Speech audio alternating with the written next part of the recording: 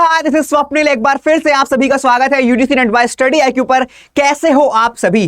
तो यार इस वीडियो में हम बात करने वाले हैं दिसंबर में जो आपका अटेम्प्ट होने वाला है उसका एग्जाम पैटर्न क्या रहेगा, साथ ही क्या कुछ सिलेबस में बदलाव हुए हैं, सारा की सारी जानकारी इस वीडियो में हम जानने वाले हैं।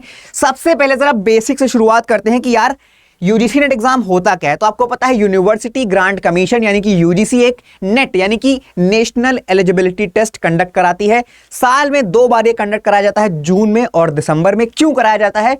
तो ये कराया जाता है आपकी एलिजिबिलिटी डिफाइन करने के लिए कि क्या आप असिस्टेंट प्रोफेसर बनने के एलिजिबल हो, दूसरा कि क्या आप पीएचडी में एनरोल करने के लिए एलिजिबल हो, और तीसरा जूनियर रिसर्च फेलोशिप के लिए क्या आप एलिजिबल हो। इसमें एग्जाम पैटर्न कैसा रहता है? तो यार 2 एग्जाम होते हैं। एक होता है आपका paper number first. Paper number first क्या होता है? जिसमें जनरल पेपर होता है, 50 क्वेश्चन आते हैं 10 यूनिट से। फिर आता है आपका पेपर नंबर सेकंड जो आपका एक रिस्पेक्टिव एक आपका चुना हुआ खुद का पेपर होता है, जिसमें जैसे कि फॉर एग्जांपल ज्योग्राफी हो गया, हिस्ट्री हो गया या लिटरेचर हो गया। तो इससे आते हैं 100 क्वेश्चन। हर क्वेश्चन कैरी करता है 2 मार्क और कोई भी नेगेटिव मार्किंग नहीं होती है। तो ये कुछ हमने बेसिक जानकारी ले ली कि यूजीसी नेट एग्जाम होता क्या है। मुझे पता है कि आप में से बहुत सारे लोगों को, लगभग सारे लोगों को इसके बारे में बेसिक आइडिया था। अब जरा हम मूव करते हैं कि जो हमारा एग्जाम पैटर्न है, जो हमारा सिलेबस है, वो कैसे इवॉल्व हुआ है और कैसे वो जाके हमारे दिसंबर वाले एग्जाम साइकिल को हिट करने वाला है। सबसे पहले अगर हम बात करें तो यार 2018 के पहले की, ठीक है। तो 2018 के पहले जब हम जाएंगे तो जैसे अभी 2 पेपर होते हैं, वहां पर 3 पेपर हुआ करते थे, पेपर फर्स्ट, पेपर सेकंड और पेपर थर्ड। 3 पेपर होने का मतलब क्या है कि जो आपका टाइम था वो भी एक लेंदी पेपर था। 2 पार्ट में पेपर कंडक्ट कराए जाते थे। एक आपका पेपर थोड़ा सा मेंस रिटन जैसा होता था, जिसमें आपका सब्जेक्ट स्पेशलाइजेशन वगैरह चेक की जाती थी, ठीक है। 2017 तक ये कंटिन्यू रहता है। फिर 2018 में आकर पहली बार बदलाव होता है। लगभग 10 साल के बाद बदलाव होता है किसमें? सिलेबस में। तो 10 साल के बाद पूरा सिलेबस को रिवाइज किया जाता है, ठीक है। फिर क्या होता है, ये जो पेपर थे, 3 पेपर थे, इसमें 2 पेपर को मर्ज करके अब प्रॉपर 2 पेपर कंडक्ट कराए जाते हैं, जिसमें से जो पहले पेपर हो रहा था वो एक ऑफलाइन टाइप ऑफ पेपर हो रहा था, जहां पर आपको मेंस वगैरह लिखना था, OMR वगैरह भरने थे। लेकिन अब आपका CBT बेस्ड टेस्ट होने लगता है और ये हमारा अभी तक, तो ये जो 2018 में बदलाव आया ये हमारा अभी तक कंटिन्यू चल रहा है। अब हम CBT टेस्ट वगैरह देते हैं। बात करते हैं कि सिलेबस में क्या क्या बदलाव हुए हैं।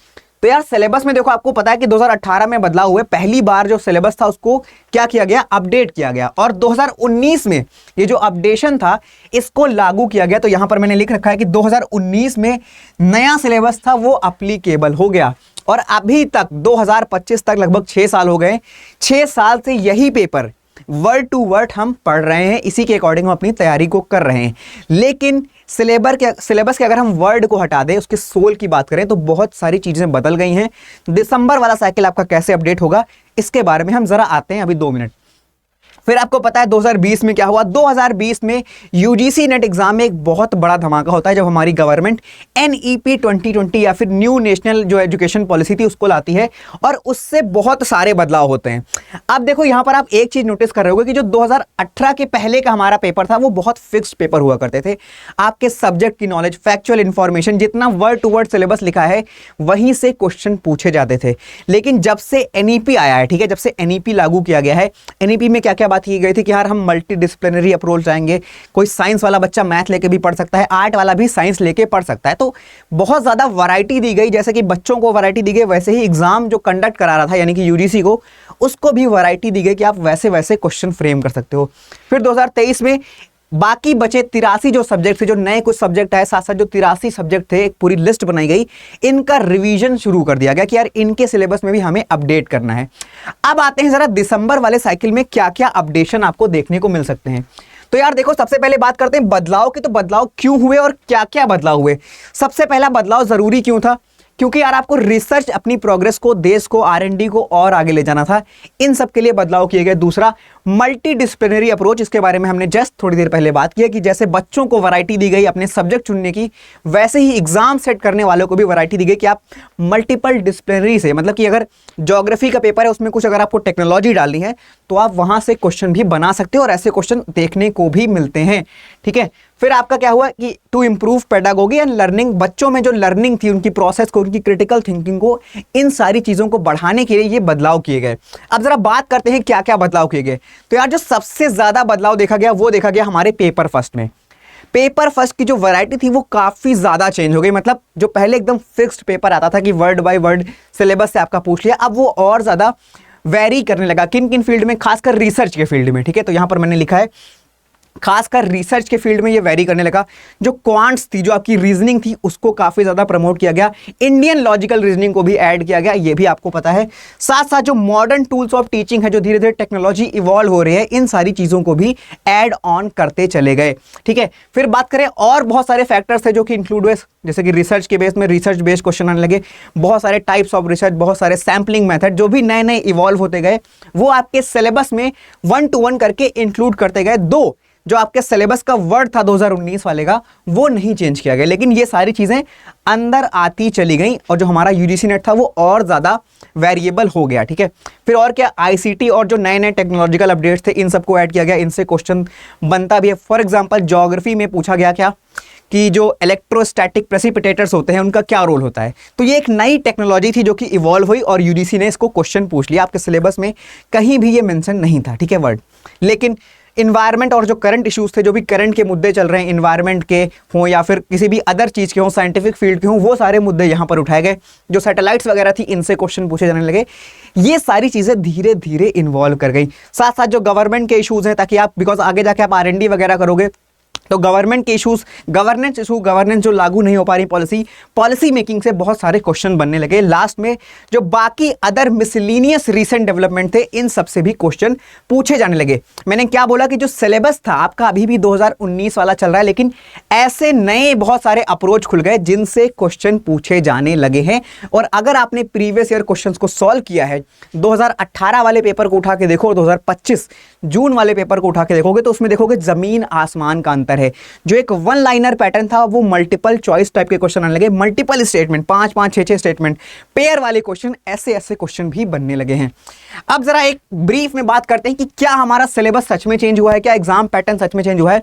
तो इसका वन लाइन में जवाब है नहीं, लेकिन इसका जवाब हाँ भी है। क्यों? क्योंकि आपका जो सिलेबस है वो वर्ड में, शब्दों में बिल्कुल भी चेंज नहीं हुआ है, लेकिन जो उसकी सोल थी, उसकी जो आत्मा थी, जो उसका अप्रोच था, वो पूरी तरह से बदल गया है। मैंने क्या बताया कि यार 2018 तक छोड़ो,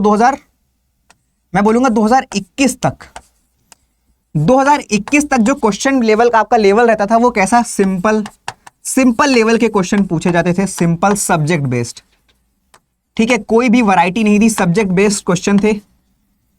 लेकिन धीरे धीरे जैसे टेक्नोलॉजी बढ़ने लगी, वैसे चीजें अपडेट होने लगी। अब जो क्वेश्चंस हैं, आप देख रहे होगे, रीजन असर्शन के क्वेश्चन बहुत ज्यादा बढ़ने लग रहे हैं, ठीक है। रीजन असर्शन के बहुत सारे क्वेश्चन आने लगे हैं, पेयर्स के क्वेश्चन पूछे जाने लगे हैं। जो नई टेक्नोलॉजिकल अपडेट्स हैं, उनसे बहुत सारे क्वेश्चन पूछे जाने लगे हैं। तो ये सारे मेजर बदलाव हुए हैं। अब जो आपको अपनी तैयारी करनी है, वो इन सबको ध्यान में रख कर करनी है। कैसे करनी है? पहली चीज तो आपको ध्यान ये रखना है कि भाई, जैसे जैसे हमारा यूजीसी ने चीज़ों को अपडेट किया है, एक लेवल हाई किया है, वैसे हमें भी अपनी तैयारी को एक लेवल आगे पहुंचाना है, ठीक है। दूसरी जानकारी क्या है कि यार, दूसरी जानकारी ये है कि प्रीवियस ईयर क्वेश्चंस को अपना माई बाप मान के एकदम उनको ध्यान से पढ़ के, उनको एकदम ध्यान से पढ़ो, ठीक है। वहां से चीजें निकालो और कैसे क्वेश्चन बनना है, सिर्फ उनको क्वेश्चन सॉल्व करने की पर्पज से मत देखो, उनको देखो कि यार कैसे क्वेश्चन धीरे धीरे डेवलप हो रहे हैं। तो आइडिया ये रहेगा कि यार आप 2025 से पेपर करना सॉल्व करो, एक मिनट, कि आप 2025 जून जो हुआ है वहां से पीवाईक्यू करना शुरू करो और पीछे की तरफ जाओ, ठीक है। पीछे की तरफ तो आप देखोगे कितने धीरे धीरे इजी होते चले जा रहे हैं पेपर। और जो कट ऑफ है वो भी कितनी गई थी इस बार अगर मैं ज्योग्राफी की कट ऑफ की बात मानूं तो वो 216 के आसपास गई थी जनरल कैटेगरी की, यानी कि रिजर्व अनरिजर्व कैटेगरी की। तो ये भी जो कट ऑफ है क्यों बढ़ रही है? बिकॉज जो लेवल है साथ साथ ये भी बढ़ रहा है, बच्चे धीरे धीरे अडॉप्ट करने लग रहे हैं चीज़ों को। तो आपको जब भी अपनी तैयारी करनी है, ध्यान रखना है इन सारी चीज़ों का कि आपको अपने अकॉर्डिंग चीज़ें करनी है। साथ साथ सिलेबस को आपको अपना सामने लगा के रखना है, लेकिन जो रीसेंट डेवलपमेंट्स हो रहे हैं, इनको भी आपको मानते हुए चलना है। So this is all about today. एक छोटा सा वीडियो हमने बनाया जहां पर हमने जाना कि क्या क्या चीज़ें बदलाव हुई हैं, कैसे एग्जाम पैटर्न इवॉल्व हुआ है, कैसे नए नए क्वेश्चन बनने वाले हैं, और आपका जो दिसंबर का साइकिल है उसको ये चीज़ें इंपैक्ट करेंगे। छोटी सी जानकारी एक और कि अगर आप ज्योग्राफी से या फिर लिटरेचर से अपने पेपर सेकंड की तैयारी कर रहे हैं, या फिर आप पेपर फर्स्ट में आप फंस जाते हैं, तो यार प्लीज़ जाके हमारा चैनल विजिट करो। हमने बहुत सारा कंटेंट, क्वालिटी कंटेंट मैं बोलूँगा आपको अवेलेबल कराया है, जाके ज़रूर से चेकआउट करो। Thank you so much, thank you for watching, see you guys in my next video.